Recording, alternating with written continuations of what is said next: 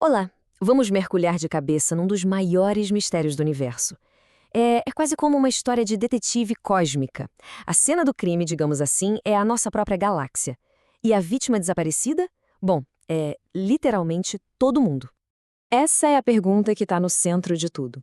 É uma pergunta simples, mas que, quando a gente para pensar, é profundamente perturbadora. Com o número de estrelas e planetas que a gente nem consegue imaginar direito, por que o universo parece tão vazio, tão silencioso? Afinal, onde é que está todo mundo? E a origem desse quebra-cabeça todo vem de um momento super casual lá em 1950. O físico Enrico Fermi, ganhador do Nobel, estava almoçando com os colegas, falando sobre OVNIs, e aí do nada ele solta: "Mas onde está todo mundo?" Na hora, os colegas riram, claro. Eles sacaram que ele não estava falando de quem faltou ao almoço. E foi assim, de uma pergunta simples, que nasceu um paradoxo que assombra a gente até hoje. Certo, então vamos abrir o arquivo desse caso. Para a gente entender o paradoxo, primeiro a gente precisa dar uma olhada nas evidências, nos fatos que fazem o silêncio do universo ser uma coisa tão esquisita. Pensa bem nisso aqui. Só na nossa galáxia, a Via Láctea, a gente está falando de mais ou menos 100 bilhões de estrelas parecidas com o nosso Sol. E as pesquisas mais novas mostram que planetas rochosos como a Terra, sabe, naquela zona habitável com chance de ter água líquida, eles são super comuns. Parece que os ingredientes básicos para a vida estão por toda parte. E mesmo assim, quando a gente aponta os nossos radiotelescópios gigantes para as estrelas, o que a gente ouve? Nada. Um silêncio profundo, absoluto. Nenhuma mensagem, nenhum sinal, nenhuma prova de tecnologia alienígena. Absolutamente nada. Agora, o mais interessante aqui, essa expectativa de encontrar alguém, não é só vontade, não. Existe toda uma linha de raciocínio, uma lógica que nos leva a crer que a galáxia deveria, sim, estar fervilhando de vida que a gente conseguiria detectar. Ok, vamos seguir essa lógica passo a passo. Primeiro, estrelas, bilhões delas. Segundo, planetas, muitos bem parecidos com a Terra. Terceiro, e aqui está o pulo do gato, tempo. Muitos desses planetas são bilhões de anos mais velhos que o nosso, o que dá uma vantagem de tempo gigantesca para a vida começar e evoluir. Quarto, viagem. Mesmo devagarinho em termos cósmicos, uma civilização poderia cruzar a galáxia em alguns milhões de anos, que para o universo não é nada. A conclusão lógica de tudo isso, alguém já deveria ter passado por aqui.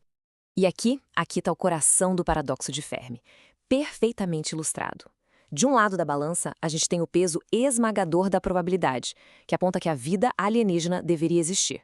E do outro, o vazio, a ausência completa de provas. É essa contradição que precisa de uma resposta. Então vamos para a primeira categoria de respostas possíveis. E se a solução for que a gente está sozinho? Ou, pelo menos, que fomos os primeiros a chegar na festa. A hipótese de que a vida inteligente é, na verdade, um evento absurdamente raro. Essa ideia tem até um nome, o grande filtro. A teoria diz que em algum ponto da longa jornada da matéria sem vida até uma civilização que viaja pela galáxia, existe uma barreira, um filtro quase impossível de ultrapassar. Pode ser que o filtro seja o próprio surgimento da vida, ou talvez o salto para a inteligência. A pergunta que dá um frio na espinha é: será que a gente já passou por esse filtro ou ele ainda está lá na frente esperando por nós? Isso nos leva direto para a hipótese da Terra rara, que basicamente diz que a receita para um planeta como o nosso é absurdamente complexa. Precisa estar no endereço certo da galáxia, ter uma estrela boazinha e estável, um guarda-costas gigante como Júpiter para limpar o caminho, ter uma lua grandona para estabilizar o eixo. A lista é enorme. Então, talvez a Terra não seja a regra, talvez a gente seja a grande exceção, um bilhete de loteria cósmico premiado. Agora, vamos virar o problema de cabeça para baixo. E se as civilizações existem, mas nós é que não conseguimos enxergá-las? Talvez o problema não seja a ausência deles, e sim as nossas próprias limitações. Olha só como a questão da escala é um problema gigantesco. A galáxia tem mais de 10 bilhões de anos. E nós? Bom, essa barrinha minúscula aí mostra há quanto tempo estamos escutando. Menos de um século. É a mesma coisa que pegar um copo d'água do oceano e concluir que não existem baleias. Talvez a gente esteja sendo só impaciente. E isso nos leva a outra pergunta fundamental. Será que a gente está procurando pela coisa certa? Talvez as nossas ideias de como uma civilização alienígena se comunicaria estejam completamente ultrapassadas. A gente procura por ondas de rádio porque Bom, é a tecnologia que a gente domina. Mas uma civilização com milhões de anos de desenvolvimento pode ter deixado o espectro eletromagnético para trás há muito, muito tempo. Talvez eles se comuniquem com neutrinos, ou ondas gravitacionais, ou alguma física que a gente nem sonha em descobrir. Procurar por rádio talvez seja como procurar por sinais de fumaça na era da fibra ótica. E agora a gente entra nas explicações que são, digamos, um pouco mais perturbadoras. A ideia de que eles não só existem, como sabem que estamos aqui, e por algum motivo estão nos evitando de propósito. Uma teoria bem famosa sobre isso é a hipótese do zoológico. Ela sugere que nós somos como animais numa reserva ambiental. Civilizações super avançadas nos observam, nos estudam, mas seguem uma regra de ouro: não interferir, para não atrapalhar o nosso desenvolvimento natural. Nesse cenário, nós não somos os exploradores, nós somos a exposição. Mas, e se o motivo do silêncio for ainda mais sombrio?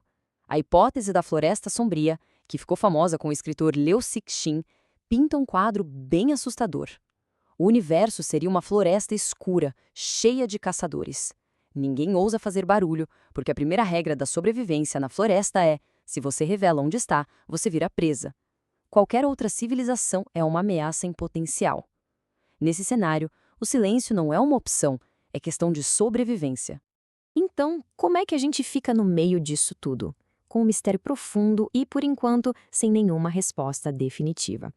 Cada solução que a gente imagina para o paradoxo de Fermi diz tanto sobre o cosmos quanto sobre nós mesmos, sobre nossas esperanças, nossos medos e, claro, nossas limitações. E isso tudo nos leva a uma última e talvez a mais importante pergunta. Agora que a gente está começando a enviar nossas próprias mensagens para as estrelas, é preciso parar e pensar o que o silêncio deles realmente significa. Se a galáxia for mesmo uma floresta escura, será que a gente quer mesmo ser os primeiros a gritar? A resposta para isso pode definir o futuro da humanidade. O caso, por enquanto, continua em aberto.